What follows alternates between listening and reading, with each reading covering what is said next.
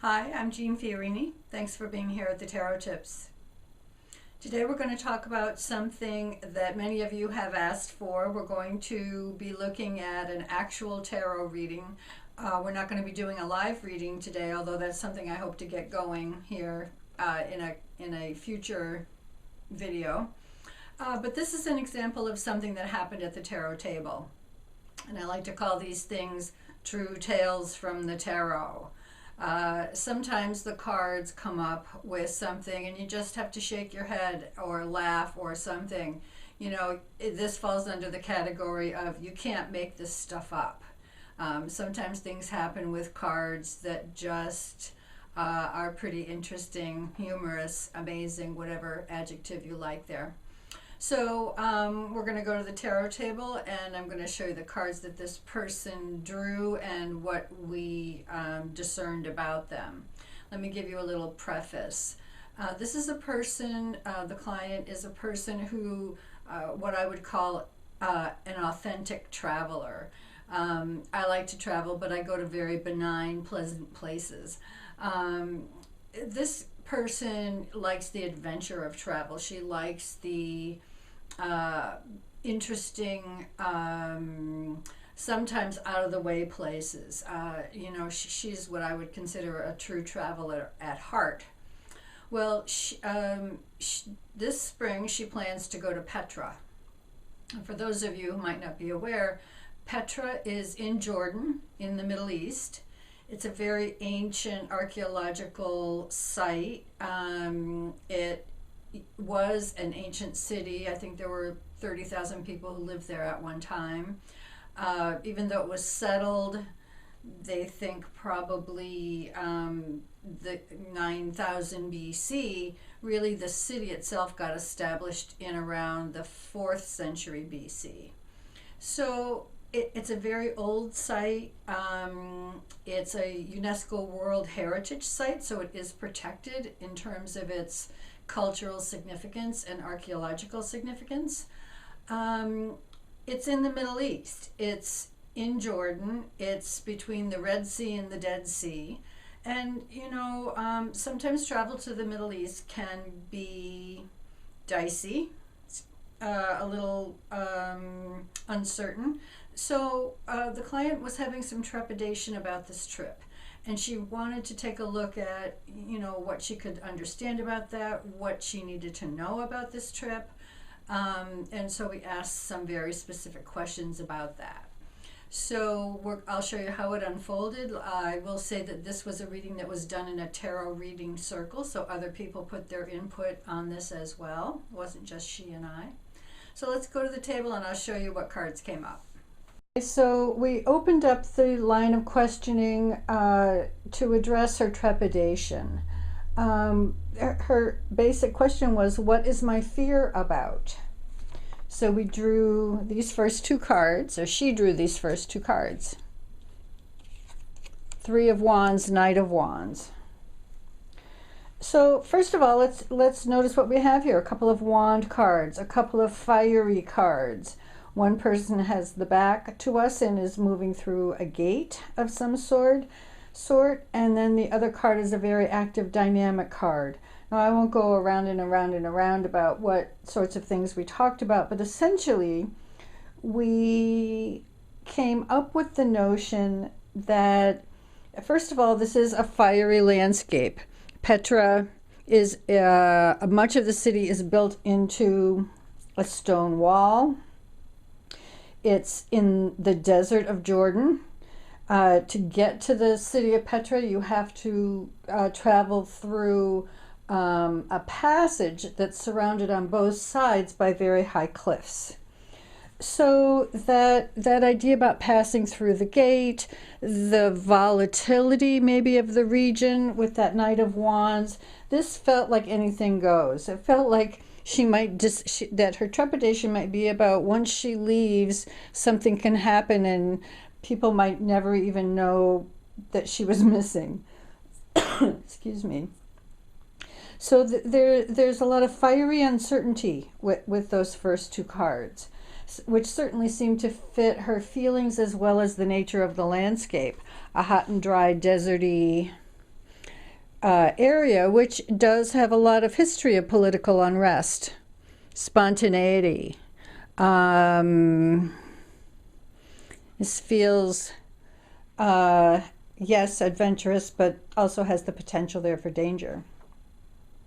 So the next question is, coming from the client, what would my spirit guides have to say to me?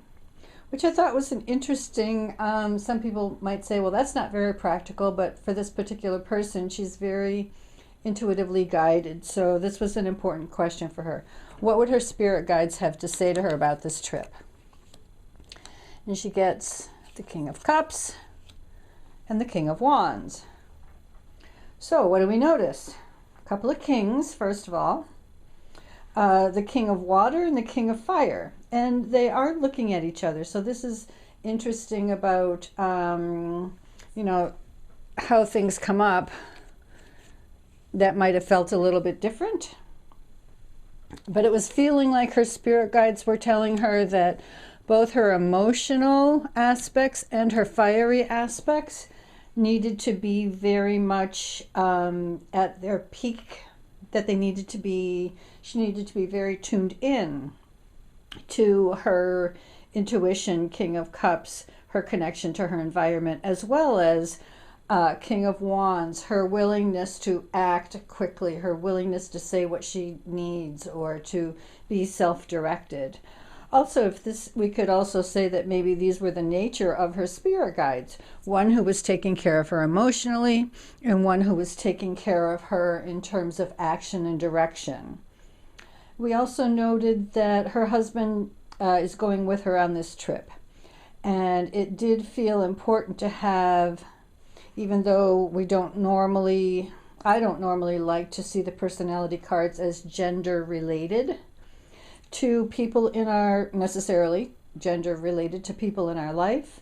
It did seem to be an aspect here of, well, you know, you've got a partner here with you, someone who can help you maneuver whatever might come your way.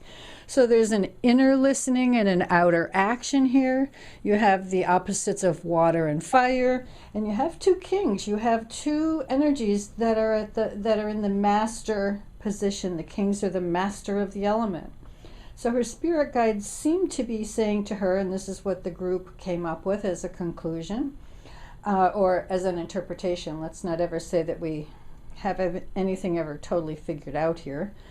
But that, you know, if she listened well and acted authentically, you know, that was going to be able to help her on this trip. So with that, we were noticing the general feel here is fiery. It's dynamic. And she made the comment that, well, you know, the last couple of places I've gone to have been very gentle in spirit. You know, she's been to Wales, she's been to Scotland, she's been to Holland and Belgium, and certainly these are places with a gentle vibe, with a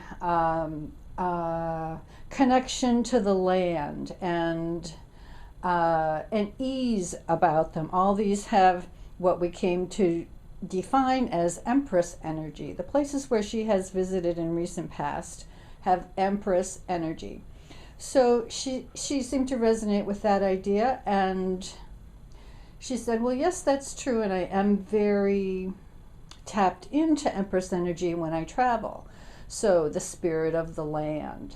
What's the mythology and the story of this place? What's the nature of the people who live here? You know, just that very much being almost immersed in the landscape. So her final question here is, well, where does the Empress fit in with this potential trip to Petra?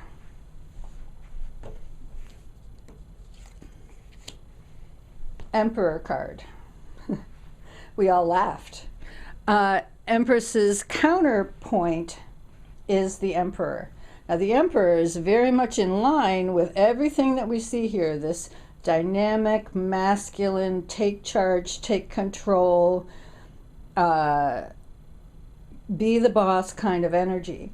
So the metaphor we came up with is that really the Empress takes a back seat here. This is not an Empress travel experience. This is an Emperor travel experience. This is a place for the Empress to sit in the back, take a nap, whatever. That the Emperor, that this is all about recognizing Emperor energy, embracing, experiencing, reflecting on power, control,